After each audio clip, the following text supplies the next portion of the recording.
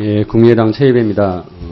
외관법 관련해서 규제개혁위원회 내용에 대해서 좀 국무조정실장님께 묻겠습니다.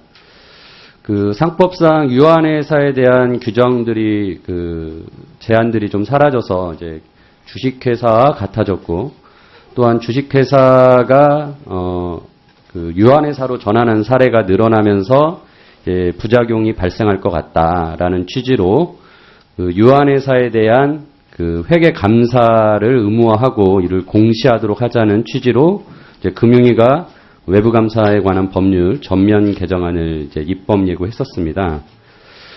이 대표적으로 문제가 되고 있는 지금 옥시 사건의 영국계 회사 같은 경우도 주식회사에서 유한회사로 전환을 했던 사례로 언론에 많이 나왔었죠. 그런데 이제 규계위에서 회의록을 보면은 상법 개정하여 유한회사에 대한 규제를 완화했는데 외관법에서 유한회사에 대한 외부 감사를 의무화하는 것은 규제를 강화하는 것으로 상법의 취지와 맞지 않는다. 이런 논리를 이제 말씀하신 의원이 있습니다. 쉽게 말하면 애가 어른이 되었으니까 책임감을 좀 갖게 하자 이랬는데 이분의 논리는 어른이 돼도 너는 네 맘대로만 해라. 라는 식의 이제 논리라는 거죠. 그래서 저는 이런 분이 기계위에서 상법이 뭔지, 외관법이 뭔지, 규제의 의도가 뭔지 이런 거를 좀 알고 말씀하셨는지 진짜 너무 좀 놀라운 발언이었다고 생각이 되고요. 국무조정실장님 이 부분 어떻게 생각하십니까? 아마 규계위에서 충분한 논의가 있었을 거라고 생각은 합니다만, 부족한 점이 있었다면 그런 부분에 대해서는 나중에 국회에서 어차피 외관법 심의를 하실 거니까 거기서 그때 논의해 주시면 되겠다고 생각합니다.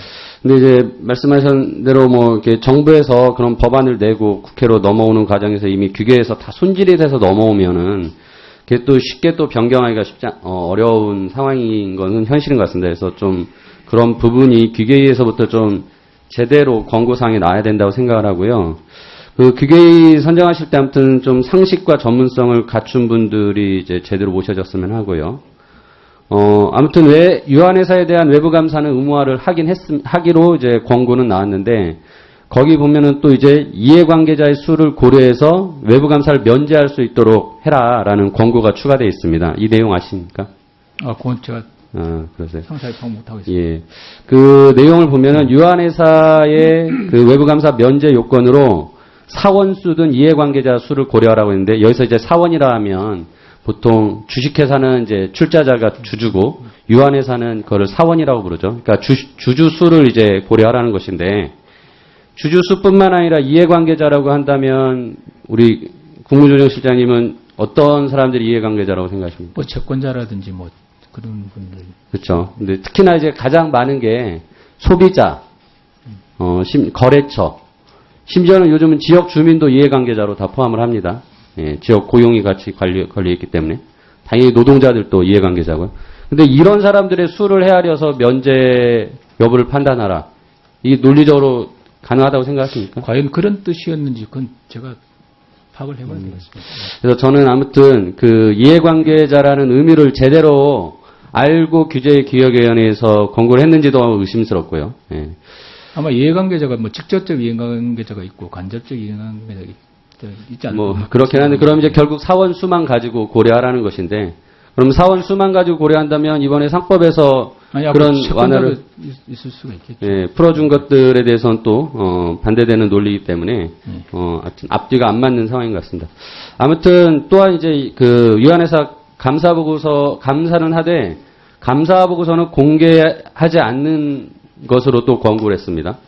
그러니까 이게 정보를 만들어 놓고 공개하지 않으면 뭐로 감사하고 합니까? 아까 의원님께서 말씀하신 대로 유한회사와 주식회사의 어떤 법적인 차이 를 감안하지 않았을까 생각을 합니다. 그러니까 그게 이제 상법에서 풀어져서 없어졌다고 이번에 이제 그렇게 추진이 된 건데, 그러니까 그걸 다시 유한회사니까라고 얘기하면 결국 어른이 돼도 너는 책임지지 마라. 그러니까 외관법은 상법이 어떤 면에서는 특별법 같은 거지 않습니까? 예. 그런 측면 여러 가지 감안했지 않을까. 그냥 생각입니다. 예. 아무튼 좀 이 부분은 명확하게 규계에서도 다시 논의돼야 된다고 생각이 되는데요. 무조건 규제 혁파, 규제 개혁이라고 해서 규제는 나쁜 거다라는 식으로 몰고 가면 안 되지 않습니까? 예, 그렇습니다. 예. 특히 아까 전에 앞에 재은경 우리 의원님 말씀하셨지만은 지금 회계 투명 꿀팁니다. 이런 상황에서 아무튼 이런 부분은 꼭 필요한 규제라고 생각하니 고려해 주셨으면. 예, 앞으로 정책을 수립하고 제대로 만드는 데 참고를 하겠습니다. 예. 예, 감사합니다. 제 위원님 수고하셨습니다. 다음은 더불어민주당의 존경하는 최은열 위원님 질의해 주시기 바랍니다. 예, 국민의당 최입입니다. 회계감사에 관련된, 외부감사법 관련해서 규제개혁위원회에 대한 부분 좀 더 말씀드리겠습니다.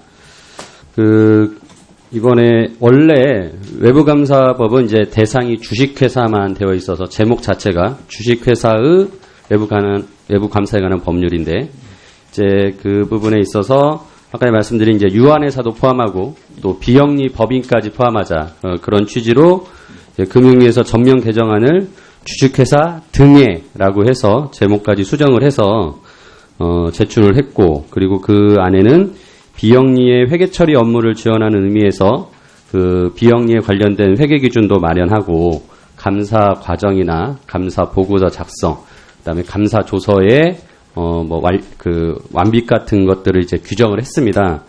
근데 이게 규제에 의해서 법 체계가 부합하지 않는다. 비영리를 왜 외관법에서 하느냐? 라는 의견을 주었고, 이것 때문에 철회 권고를 했습니다.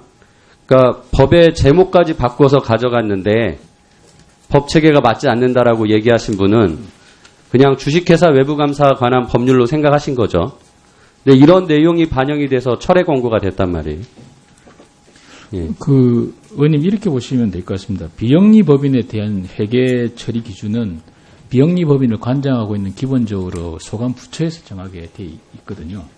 근데 이제 이 문제는 굉장히 부처 간의 협의가 좀 필요한 상황입니다. 그래서 예를 들면 금감원에서 이제 비영리 법인에까지 표준 회계 처리 기준을 제정하는 것이 맞는지, 아니면 지금 현행대로 각 부처에서 하고 있는 것을 좀 더 보완한 것이 맞는지, 그런 측면에서 법 체계를 말씀을 드린 거고요.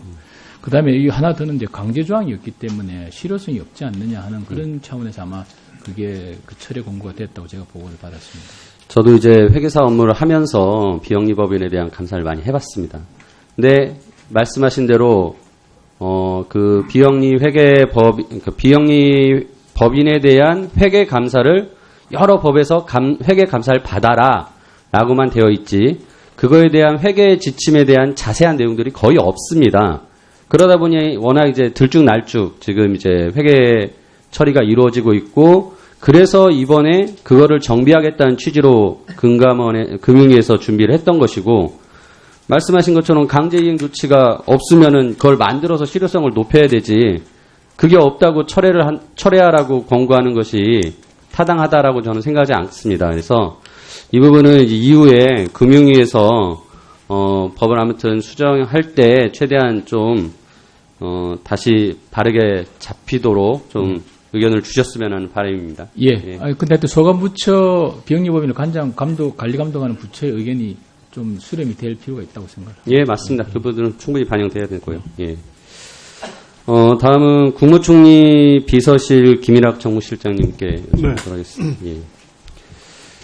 가습기 살균제 피해 대책과 관련해서 주무기관과 책임자가 누굽니까? 저는 환경부가 주무부처로 알고 있습니다. 지난 5월 8일 날 새누리당과 정부는 당정 협의를 통해서 환경부에서 국무총리실로 가습기 살균제 피해 대책 주무기관을 격상시키겠다라고 발표했습니다. 예. 그러면은 이 대책에 관련해서 주무기관은 이제 총리실이고 책임자는 국무총리가 되시는 거죠? 제가 답변 올리겠습니다. 예. 이 가습기 살균제 문제는 기본적으로 환경부가 그동안 쭉 추진해 왔었고, 환경부가 계속 지금까지도 앞으로도 계속 해 나갈 것이기 때문에 환경부가 책임을 지고 하는 게 맞고요.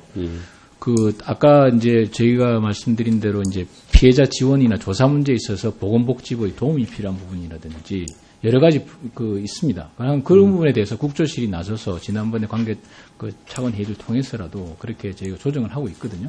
그래서 그러면은 아까 5월 8일 날 이 당정 협의를 통해 주무기관을 격상시키겠다고 하는 발표는 그러니까 그 부분은 그러니까 실질적으로 예, 그냥 발표용입니까? 아닙니다. 환경부가 중심이 돼서 하고 국조실이 같이 해서 하는 그런 형식으로 저희가 그러니까 최종 운영하고 책임은 있습니다. 그러면은 국조실입니까? 환경부입니까? 모든 이슈에 대해서는 이 환경 이슈, 가습기 살균제 이슈에 대해서는 기본적으로 먼저 1차적으로 환경부가 책임을 지게 돼 있고요. 그다음 제도 개선 문제라든지 여러 가지 부처 간 협의가 필요한 사항은 국조실이 담당해서 하고 있습니다.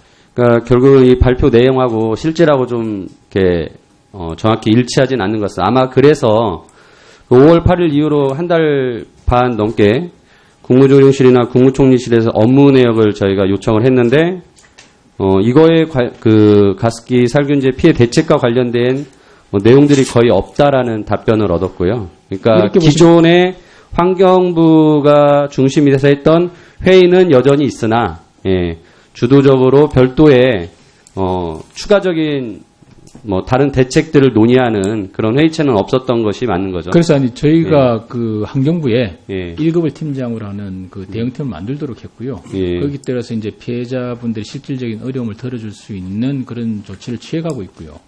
그다음에 전체적으로 피해자 지원 조사 및 지원에 대해서는 저희가 지난번에 환경부 관련되는 부처 불러서 조정을 해서 저희가 방안을 발표를 했습니다. 하고 지금 그런 내용들은 저도 이제 파악은 한 내용이고요. 예. 위에 부분은 지금 환경부가 초안을 만들고 있기 때문에 화학물질 위해 관리 대책에 대해서는 초안이 만들어지는 대로 저희 관계부처랑 협의를 해서 정부 안으로 발표를 할 것입니다. 그러니까 지금 아까 전에 말씀드린 주무기관을 격상하겠다라고 하면서 발표를 했었고, 당연히 피해자들은 이게 좀 더 실질적으로 더 윗선에서 해결될 것이다. 이런 기대를 하지 않겠습니까? 당연히 그래서 국무총리가 피해자들도 만나고 뭔가 대화도 하고 갈등을 해결하는 노력이 있을 거라는 기대를 할 것인데 그런 것들이 없었거든요. 그래서 그런 부분에 대해서는 좀 더 이제 국무총리실에서 또 국무총리가 직접 나서서 좀 문제를 해결해야 된다는 생각을 합니다. 예. 그리고 다음으로는 권익위에 좀 여쭤보도록 하겠습니다. 네. 1분만 더 주겠습니다. 김영란법과, 그러니까 이제 청탁금지법이죠. 처음에 이게 제출됐을 때는, 부정청탁금지 및 공직자의 이해충돌 방지법이라고 이제, 발의가 됐었고, 하지만 이제 뒷부분에, 공직자 이해충돌 방지의 부분은 이제 빠지고 법안이 개정이 되었습니다. 네. 그렇죠. 좋습니다. 그리고 이해충돌 방지에 대한 부분은 당시에 2015년 4월 임시국회에서 처리해서 논의하겠다. 이런 얘기가 됐었는데 지금까지 아무런 진척이 없는 거죠. 네, 그렇습니다. 예. 근데 제가 이제 권익위의 오늘 보고사항에도 이 부분에 대해서는 언급이 없었는데 저희 서면 질의한 결과 이해충돌 방지 조항에 대해서 법안을 마련을 해놓으셨더라고요. 권익위에서. 네. 애초에 나갔던 원안에 이미 포함되어 있던 부분인데 입법 과정에서 분법이 돼 있었던 것이고요. 그 부분은 새로 정리를 진행 중입니다. 따로 그러면은 공직자 이해충돌 방지법 제출할 계획이 있으십니까? 네, 향후 그런 계획을 갖고 있습니다만 일단은 청탁금지법의 안정적 시행을 위해서 거기에 집중하려고 생각을 하고 있습니다. 그러니까 그건 이제 어차피 9월이면 이제 시행령도 만들어지고 될 것이고 그 이후에는 일정을 지금 어떻게 계획하고 계시죠? 그 외에 지금 부정환수법도 19대에서 임기 만료로 폐기된 법안이 있습니다. 공공재정의 누수를 막기 위한 그 법도 일단 저희 권익위 입장에서는 최우선 법안으로 20대 국회에 먼저 제출을 해드리고 그 이후에 이해관계 충돌 방지 부분도 입법화를 추진하도록 계획을 갖고 있습니다. 그러니까 동시에 두 법은 같이 추진할 수가 없다는 말씀이신가요? 좀 성격도 다르고 그래서 일단은 우선순위를 그렇게 두었습니다.